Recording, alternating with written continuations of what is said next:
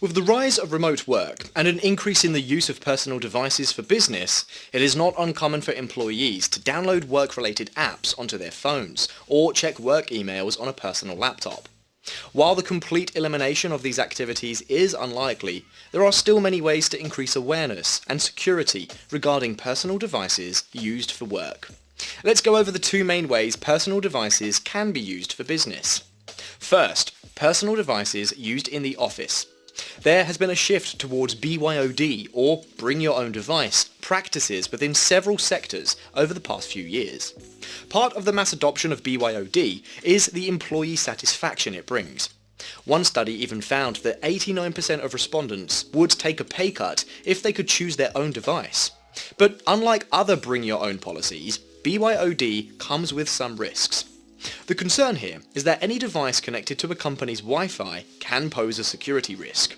When a device is connected that accesses unknown websites and applications, there is no way to know what the network is exposed to. Connecting personal phones to company networks can also pose a risk for the employee, since their personal data could be accessed. The second common way personal devices are used for work is in remote or hybrid work situations.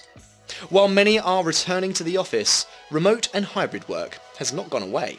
Some people working remotely prefer to use their own devices, since they are familiar with them.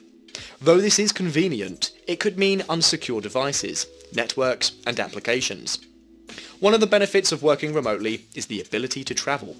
However, it is important to avoid public Wi-Fi, especially on devices used for work. Try to enable a hotspot or VPN instead.